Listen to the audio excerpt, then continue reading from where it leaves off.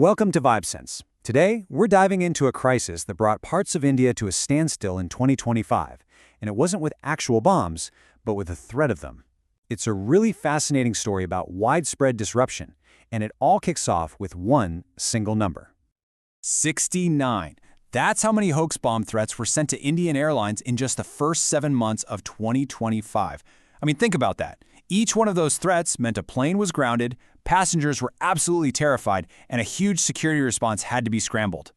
But as wild as that number is, it's really just one piece of a much larger puzzle. This whole phenomenon went way beyond airports. So the real question is, what on earth was happening across the entire country? Okay, so let's start where this was all most concentrated, the aviation sector. You could say this became ground zero for the whole wave of hoaxes, with airlines and airports really taking the first big hit. You know, the methods they used to create all this chaos were surprisingly basic. We're talking mostly emails and phone calls, but the fallout, it was huge.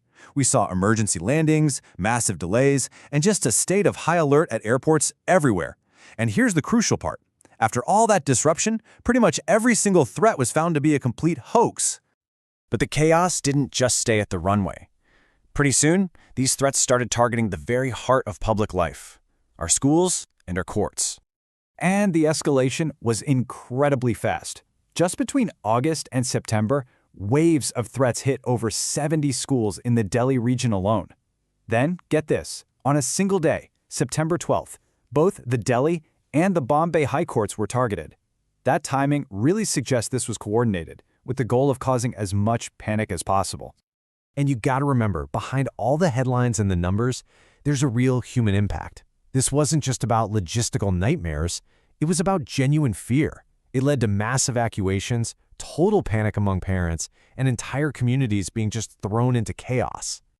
The scope of these threats was just incredibly broad and sometimes, honestly, a little bizarre. Even the railways were hit, with threats stopping multiple express trains. And in one of the most unusual cases I've ever heard of, a threat against a railway station was delivered by a pigeon. Yep, a pigeon carrying a threatening note. It just goes to show how strange and unpredictable this whole crisis became. So how did these simple threats cause such massive, widespread disruption? Well, to get that, we need to look at the anatomy of the hoax itself. Let's break down the playbook they were using. At the very core of this whole crisis is this really stark contrast. So on one side, you have the threat, these menacing, anonymous emails, often bounced through foreign servers to make them super hard to trace. And then, on the other side, you have the reality. After hours and hours of searching by bomb squads, they find nothing, ever. The threat is virtual, but the chaos it causes is very real. And this is pretty much how they do it. It's a simple, repeatable, 5-step process. First, a threat comes in. Immediately, everything just stops. Schools evacuate, courts suspend hearings, planes are grounded. Then, the bomb squads go in and do their sweep. Eventually, it's declared a hoax. But by then, step 5 is already happening. The disruption has already rippled outwards, causing delays and fear that can last for hours. This brings us to what I think is the most critical part of this whole explainer.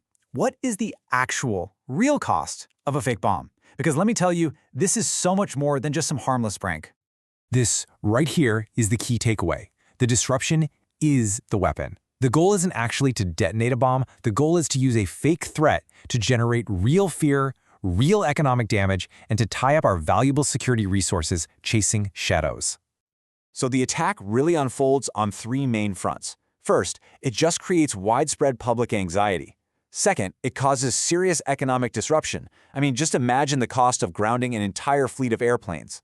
And finally, it puts this immense strain on security resources that, frankly, could be used to fight actual threats. So look, if you take one thing away from this today, let it be this. The bomb might be fake, but the impact is absolutely real. The fear, the cost, the disruption, that's the damage. Which really leaves us with a tough final question, doesn't it? If a single email, a totally baseless threat, has the power to shut down a school, an airport, or even part of a city, how do we fight the weapon of fear itself? How do we build resilience against something that's designed purely to create panic? It's definitely something to think about. Thanks for watching VibeSense.